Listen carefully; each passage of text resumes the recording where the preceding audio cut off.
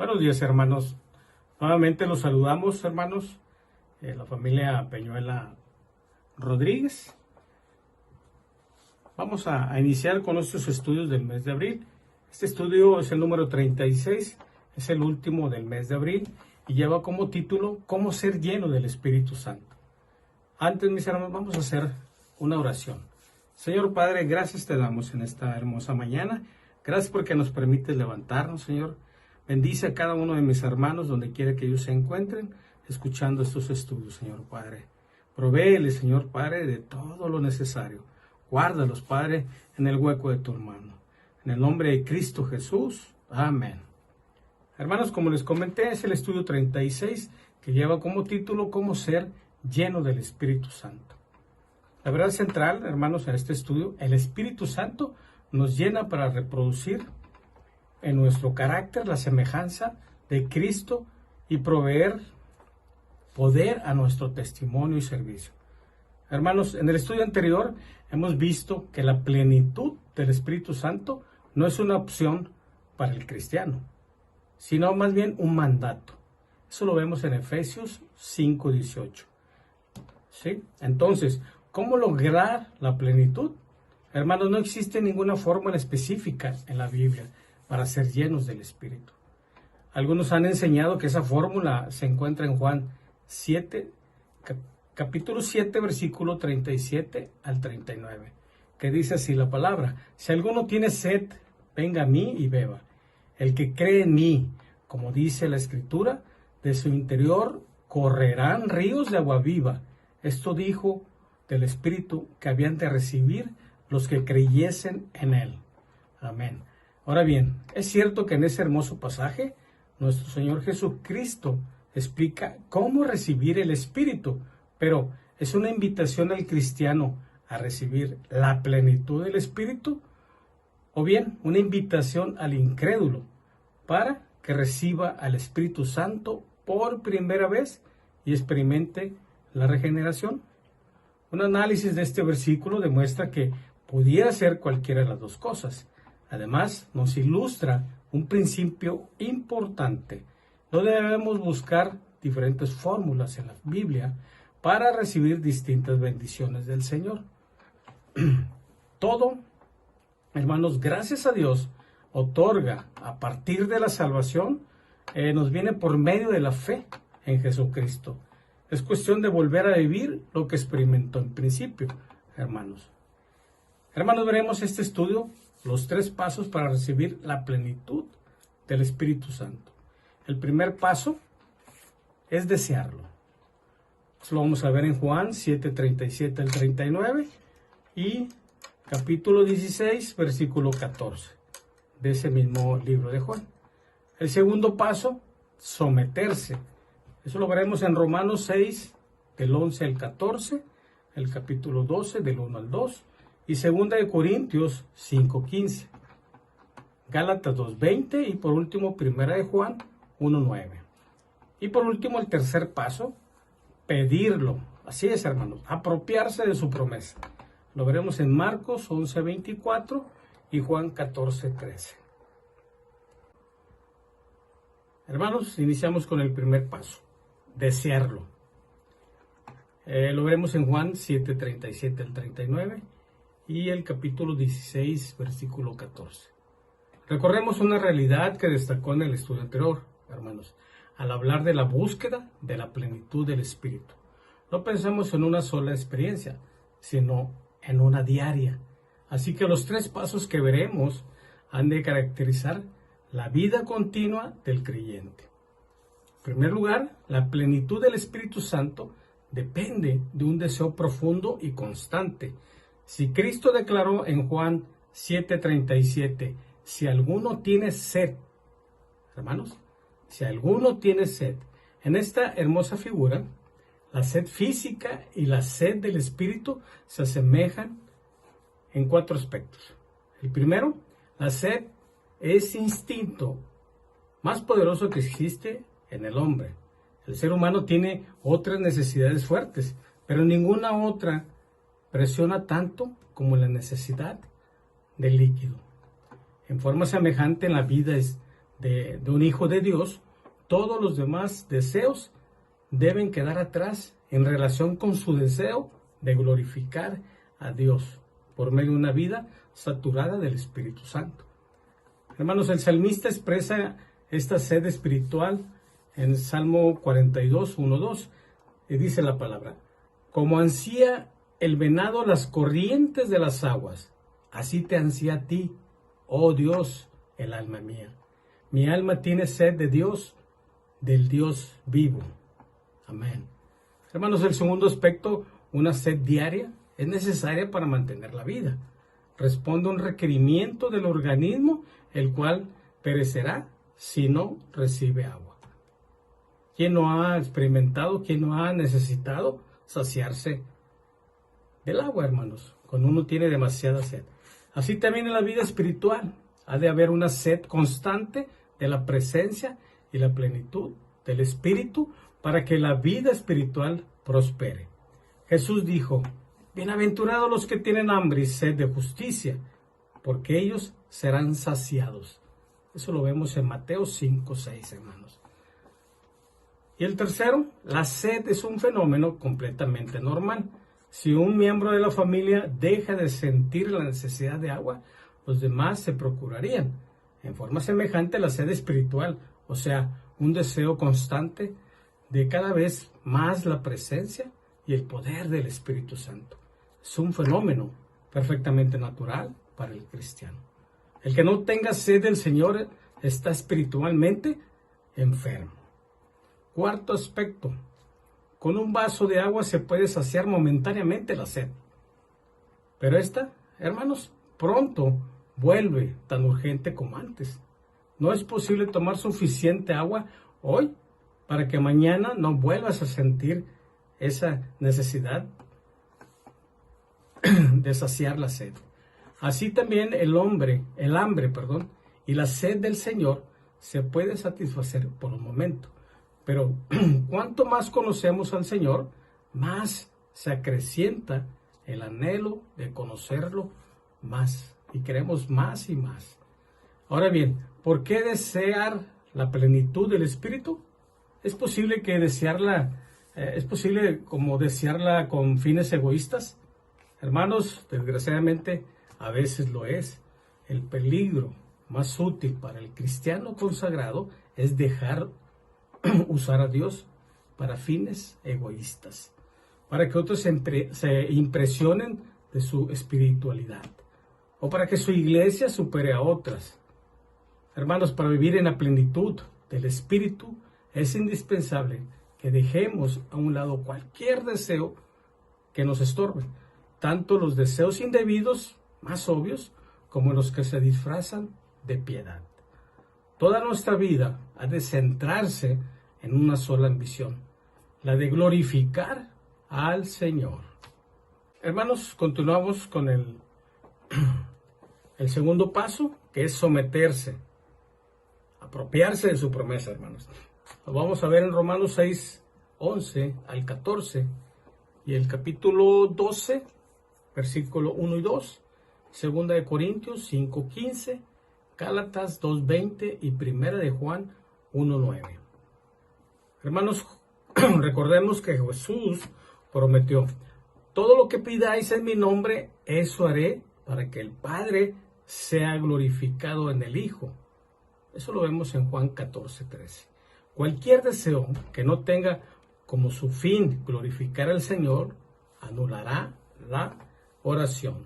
Si deseamos ser llenos del Espíritu, es imprescindible que tengamos el propósito de que en nuestra vida haya un solo motivo: glorificar al Señor, hermanos. El segundo paso para recibir la plenitud del Espíritu Santo es una sumisión total al Señor. Cristo dijo: si alguno quiere venir en pos de mí, niéguese a sí mismo, tome su cruz cada día y sígame. Eso lo vemos en Lucas 9:23. Hermanos, visto anteriormente que es posible separar la obra del Espíritu Santo de la de Cristo, el Espíritu Santo siempre obra en nosotros. Ahí nos dice en Juan 16:14, Él me glorificará, porque recibirá de lo mío y os lo hará saber. Así que la mejor manera de medir hasta dónde el Espíritu Santo nos ha llenado es hacernos la siguiente pregunta. ¿Hasta dónde tiene Cristo el señorío de mi vida? Hermanos, ahí donde se encuentren, ustedes mismos contesten. Ustedes saben, ¿sí? La respuesta, hermanos, la tiene cada uno de ustedes. Pero recordemos las palabras de Pablo en Gálatas 2:20. Dice la palabra: con Cristo he sido juntamente crucificado, y ya no vivo yo, sino que Cristo vive en mí. Hermanos, un ejemplo para entender la plenitud del Espíritu, pensemos en nuestra vida como una casa de muchas habitaciones. Un piso, 2 pisos, 3 pisos, como ustedes quieran verlo. ¿Sí? Con muchas habitaciones, muchas puertas, muchas chapas, y por ende, muchas llaves, hermanos. Cada habitación representa un área de nuestra vida. Nuestro trabajo, ahora con el home office, hermanos. Nuestra área donde guardemos nuestras cosas de mayor valor. Nuestra área de diversión. Nuestra área de estudio, etc. Hermanos, si no entregamos, hermanos, esas llaves de cada área, no tendremos esa plenitud del Espíritu. Al entregarle a Dios el señorío de todas esas áreas de nuestra vida, tendremos la plenitud del Espíritu Santo en nosotros. Por lo tanto, depende de cada uno lo que hayamos entregado, todas o algunas áreas de nuestra vida a Cristo. Así que vivir la plenitud siempre es una experiencia progresiva. Nunca podemos llegar al punto de decir, ya tengo la plenitud del Espíritu Santo y no tengo que ocuparme más en esto. Voy y busco un área de confort y me quedo sentado esperando la llegada de nuestro Señor Jesucristo.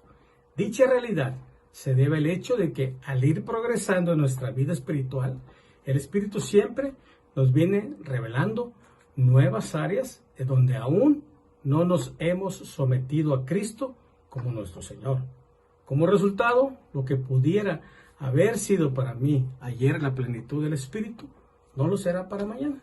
En el momento que el Espíritu me revela un área de mi vida que no está bajo el control absoluto de Cristo, de nuevo tengo que decir si voy a seguir viviendo en la plenitud del Espíritu, entregando esta parte de mi vida sobre la cual todavía Él no tiene el control.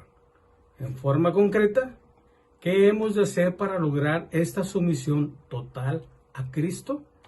Primero, hemos de pedir constantemente al Señor que nos revele las partes de nuestra vida que no estén bajo su control. Cuando nos dé esta iluminación, hemos de confesar nuestro pecado y pedir su perdón, conforme a la promesa. Ahí en 1 Juan 1:9 nos dice la palabra: si confesamos nuestros pecados, Él es fiel y justo para perdonar nuestros pecados y limpiarnos de toda maldad. Segundo, hermanos, en un acto solemne hemos de entregar estas áreas de nuestra vida al Señor. Dice en la carta de los Romanos: ni tampoco presentéis vuestros miembros al pecado como instrumentos de injusticia, sino presentaos vosotros mismos a Dios como vivos de entre los muertos y vuestros miembros a Dios como instrumentos de justicia. Lo vemos en Romanos 6:3, hermanos. Hermanos, y así llegamos al tercer paso, que lleva como título pedirlo, o sea, apropiarse de su promesa, hermanos. Lo vamos a ver en Marcos 11:24 y Juan capítulo 14, versículo 13. Hermanos, el último paso para recibir la plenitud del Espíritu Santo es apropiarse la promesa de esta plenitud. Hermanos, apropiarse significa aceptar como hecho. Cristo expresó este hermoso principio en Marcos 11:24. Por esta razón os digo que todo por lo cual oráis y pedís, creer que lo habéis recibido y os será hecho. La versión Dios habla hoy da el sentido exacto del verbo griego, utilizando la expresión siguiente: crean que ya lo han conseguido y lo recibirán. En Juan 7:37b, Jesús dijo: si alguno tiene sed, venga a mí y beba. El acto de beber ilustra perfectamente bien lo que es la fe de aprobación. Los antiguos reyes contaban con un copero. ¿Sí? Recordemos, hermanos, a Nehemías en el capítulo 1, versículo 1. El propósito del copero no era solamente servir al rey, sino, más importante, probar el vino antes de pasarlo al rey para ver si contenía algún veneno. Porque una vez ingerido un líquido, todo el cuerpo está comprometido. Así desea el Señor que hagamos, que no nos comprometemos absolutamente con su promesa, sabiendo que una vez que cumplamos las condiciones de la promesa, recibiremos la plenitud del Espíritu. La palabra de Dios dice en Romanos 6:11: así también vosotros considerad que estáis muertos para el pecado, porque estáis vivos para Dios en Cristo Jesús. Hermano, aquí la palabra considerad, en el tiempo de Pablo, sí, recordemos que era un vocablo usado por los contadores y significaba apuntar algo en el libro de contabilidad como una posesión. De modo que no debemos caer en el error que algunos cometen de depender de las emociones para decir si tenemos la plenitud del Espíritu. La plenitud no tiene nada que ver con el estado de las emociones. Es una cuestión de desearla con todo nuestro ser, someter todas las áreas de nuestra vida, ¿sí? Entregar todas nuestras llaves para que entre en cada una de ellas nuestra vida al señorío de Cristo y luego apropiarnos su promesa de llenarnos de su presencia y su poder. ¿Sí? Aquí terminamos el punto número 3. Conclusión, hermanos, en este mes de abril hemos estado hablando y aprendiendo del Espíritu Santo en estos 4 estudios. Recordemos las bendiciones del don del Espíritu, los dones del Espíritu Santo, la plenitud del Espíritu Santo, y hoy vimos cómo ser lleno del Espíritu Santo, hermano. Gracias. Damos a Dios por todo lo que nos ha permitido aprender de su palabra. Pedimos que nuestro Señor Jesucristo nos guíe y que nos abra nuestros corazones, nuestros oídos, y que quite todo lo que nos estorbe de nuestros corazones, hermanos, para dejar que el gran Consolador, ese sello que nos dejó nuestro Señor Jesucristo después de su partida, es el Espíritu Santo, tome el control, que día a día agradecemos y agrademos a Dios en nuestro diario vivir, en nuestra vida secular y lo más importante, en nuestra vida espiritual.